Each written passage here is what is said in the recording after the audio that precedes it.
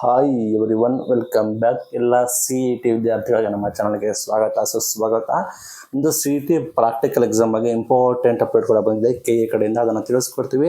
ಚಾನಲ್ಗೆ ಸಬ್ಸ್ಕ್ರೈಬ್ ಆಗಿ, ವಿಡಿಯೋ ಇಷ್ಟ ಆದರೆ ಲೈಕ್ನ ಮಾಡಿ. ನಿಮಗೆ ಬಂದ್ಬಿಟ್ಟು ಏಪ್ರಿಲ್ 30ನೇ ತಾರೀಕು ಬಂದ್ಬಿಟ್ಟು ಎಲ್ಲ ಕೃಷಿ ಯೂನಿವರ್ಸಿಟಿಗಳಲ್ಲಿ 17 ಕೇಂದ್ರಗಳಲ್ಲಿ ನಿಮಗೆ ಬೆಳಗ್ಗೆ 9 ಗಂಟೆಗೆ ನಿಮಗೆ ಪ್ರಾಯೋಗಿಕ ಪರೀಕ್ಷೆ ಕೂಡ ಶುರು ಆಗ್ತಾ ಇದೆ. ಅನೌನ್ಸ್ಮೆಂಟ್ ಕೂಡ ಮಾಡಿದ್ದಾರೆ. ಲಕ್ಷಾಂತರ ವಿದ್ಯಾರ್ಥಿಗಳು ಕೂಡ ಆಲ್ರೆಡಿ ಬರಿತಾ ಇದ್ದಾರೆ. CET ಪ್ರಾಯೋಗಿಕ ಪರೀಕ್ಷೆ ಬಗ್ಗೆ ಮಾತನಾಡೋದಾದ್ರೆ, ಇದು ಕೃಷಿ ಕೋಟಾದಲ್ಲಿ ವಿದ್ಯಾರ್ಥಿಗಳು ಈ ಒಂದು ಪರೀಕ್ಷೆನ ಕೂಡ ಬರಿತಾ ಇದ್ದಾರೆ. ಸಾಕಷ್ಟು ವಿದ್ಯಾರ್ಥಿಗಳು ಇದ್ರ ಬಗ್ಗೆ ಮಾಹಿತಿ ಇರೋದಿಲ್ಲ. ಮಾಹಿತಿನ ನೋಡೋಣ ಬನ್ನಿ. ಚಾನಲ್ಗೆ ಸಬ್ಸ್ಕ್ರೈಬ್ ಆಗಿ, ವಿಡಿಯೋ ಇಷ್ಟ ಆದ್ರೆ ಲೈಕ್ನ ಮಾಡಿ. ಎಲ್ಲ ಕೃಷಿ ಮತ್ತು ಕೃಷಿ ಸಂಬಂಧಪಟ್ಟ ಯೂನಿವರ್ಸಿಟಿಗಳಲ್ಲಿ ಡಿಗ್ರಿನ ಮಾಡೋದಕ್ಕೆ ಕೃಷಿಕರ ಕೊಡೋದ್ರಲ್ಲಿ 50% ಬಿಟ್ಟು CET ಮುಖಾಂತರ ನಡೆಸ್ತಾರೆ. ಅದೇ ರೀತಿ ಪ್ರಾಯೋಗಿಕ ಪರೀಕ್ಷೆ ಕೂಡ ಕನ್ಸಿಡರ್ ಮಾಡ್ತಾರೆ. ಈ ಪರೀಕ್ಷೆಯನ್ನು ಗೊತ್ತಿರುವಾಗ 50 ಪ್ರಶ್ನೆಗಳಲ್ಲಿ 200 ಅಂಕಗಳಿಗೆ ವಿನ್ಯಾಸಗೊಂಡಿರ್ತದೆ. ಕೃಷಿಕರು ಮತ್ತು ಕೂಲಿ ಕಾರ್ಮಿಕರ ಮಕ್ಕಳಿಗೆ ಮಾತ್ರ ಅವಕಾಶ ಇರ್ತದೆ. 20 ಪ್ರಶ್ನೆಗಳು ಕೃಷಿ ವಿಭಾಗದಿಂದ, 15 ಪಶುವೈದ್ಯಕೀಯ ಪಶುಸಂಗೋಪನೆ, 10 ತೋಟಗಾರಿಕೆ, 5 ಅರಣ್ಯ ವಿಜ್ಞಾನ ವಿಭಾಗದಿಂದ ಬರ್ತದೆ. ಚೆನ್ನಾಗಿ ಅಂಕ ಗಳಿಸಿದ ವಿದ್ಯಾರ್ಥಿಗಳು ಅಗ್ರಿಕಲ್ಚರ್ ಆಗಿರ್ಬೋದು, ತೋಟಗಾರಿಕೆ ಆಗಿರ್ಬೋದು, ರೇಷ್ಮೆ ಆಗಿರ್ಬೋದು, ಪಶುವೈದ್ಯಕೀಯ, ಫುಡ್ ಟೆಕ್ನಾಲಜಿ, ಫಾರೆಸ್ಟ್ರಿ, ಮೀನುಗಾರಿಕೆ, home science, agriculture engineering, dairy technology, biotechnology ಕೂಡ ಅದರಲ್ಲೂ ಕೂಡ ಪದವಿಯನ್ನು ಕೂಡ ಪಡ್ಕೋಬಹುದು. ನಂತರ ಯಾವೆಲ್ಲ ಯೂನಿವರ್ಸಿಟಿಗಳು ಇದನ್ನು ಮಾಡ್ತವೆ ಅಂದರೆ, ಬೆಂಗಳೂರು ಕೃಷಿ ಯೂನಿವರ್ಸಿಟಿ, ಅದರಲ್ಲಿ ಮಂಡ್ಯ, ಚಿಂತಾಮಣಿ, ಹಾಸನ, ಚಾಮರಾಜನಗರ ಬರುತ್ತೆ. ಧಾರವಾಡ ಯೂನಿವರ್ಸಿಟಿ ಬರುತ್ತೆ, ಅದರಲ್ಲಿ ವಿಜಯನಗರ, ಹನುಮನಮಟ್ಟಿ, ಸಿರ್ಸಿ ಬರುತ್ತೆ. ಬಾಗಲಕೋಟೆ ತೋಟಗಾರಿಕೆ ಯೂನಿವರ್ಸಿಟಿ ಬರುತ್ತೆ, ಅದರಲ್ಲಿ ಮುನಿರಾಬಾದ್, ಅರಭಾವಿ, ಬೀದರ್, ಸಿರ್ಸಿ, ಬೆಂಗಳೂರು, ಕೋಲಾರ, ಮೈಸೂರು ಹಾಗೂ ಹಾವೇರಿ ಬರ್ತದೆ. ಶಿವಮೊಗ್ಗ ಕೃಷಿ ಮತ್ತು ತೋಟಗಾರಿಕೆ ಯೂನಿವರ್ಸಿಟಿ ಬರುತ್ತೆ, ಅದರಲ್ಲಿ ಮೂಡಿಗೆರೆ, ಪೊನ್ನಂಪೇಟೆ, ಹಿರಿಯೂರು ಕೂಡ ಬರ್ತದೆ.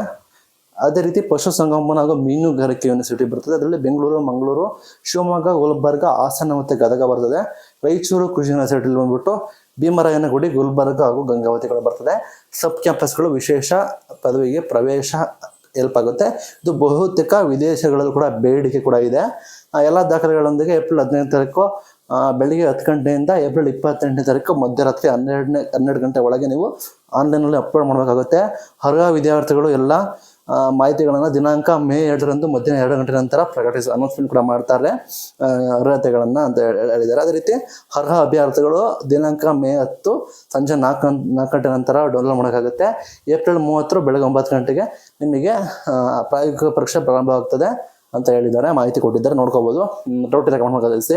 ಡಾಕ್ಯುಮೆಂಟ್ಸ್ ಏನಾಗಬೇಕು ಅಂದರೆ, CET ಪ್ರವೇಶ ಪತ್ರ, ಕೃಷಿ ಅಥವಾ ಕೂಲಿ ಕಾರ್ಮಿಕರ ಪ್ರಮಾಣ ಪತ್ರ, ID ಸಂಖ್ಯೆ ಇರಬೇಕಾಗುತ್ತೆ.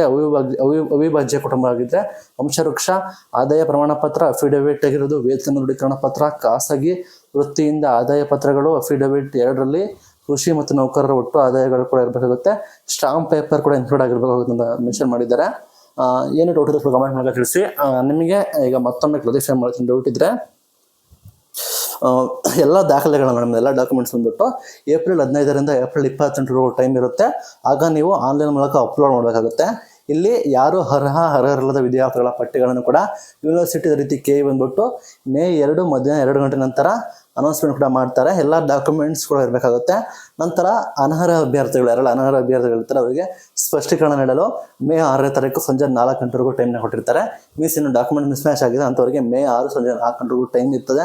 ಅಂಥ ವಿದ್ಯಾರ್ಥಿಗಳು ಎಲ್ಲ ಅರ್ಹತೆ ಕೂಡ ಪಡ್ಕೋಬೇಕಾಗುತ್ತೆ. ಮೇ 8 ಸಂಜೆ 4 ಗಂಟೆ ನಂತರ ಕಂಪ್ಲೀಟ್ ಲಿಸ್ಟ್ ಕೂಡ ಬಿಡ್ತಾರೆ, ಯಾರ್ಯಾರದು ಇಶ್ಯೂಸ್ ಆಗಿದೆ ಅಂತ. ಅರ್ಹ ಅಭ್ಯರ್ಥಿಗಳು ಮೇ 10ನೇ ತಾರೀಕು ಸಂಜೆ 4 ಗಂಟೆ ನಂತರ ಡೌನ್ಲೋಡ್ ಮಾಡ್ಕೋಬೇಕಾಗುತ್ತೆ. ಅದೇ ರೀತಿ ಪ್ರಾಯೋಗಿಕ ಪರೀಕ್ಷೆ ಏಪ್ರಿಲ್ 30 ಬೆಳಗ್ಗೆ 9 ಗಂಟೆಗೆ ಪ್ರಾರಂಭವಾಗ್ತದೆ. ತಡವಾಗಿ ಹಾಜರಾಗ್ತಿರೋ ವಿದ್ಯಾರ್ಥಿಗಳು ಅಂಥವರಿಗೆ ನಿರಾಕರಣೆ ಮಾಡ್ತೀವಿ ಅಂತ ಅನೌನ್ಸ್ಮೆಂಟ್ ಮಾಡಿದ್ದಾರೆ. ಇದು ಇವತ್ತಿನ ಇಂಪಾರ್ಟೆಂಟ್ ವಿಡಿಯೋ. Thank you.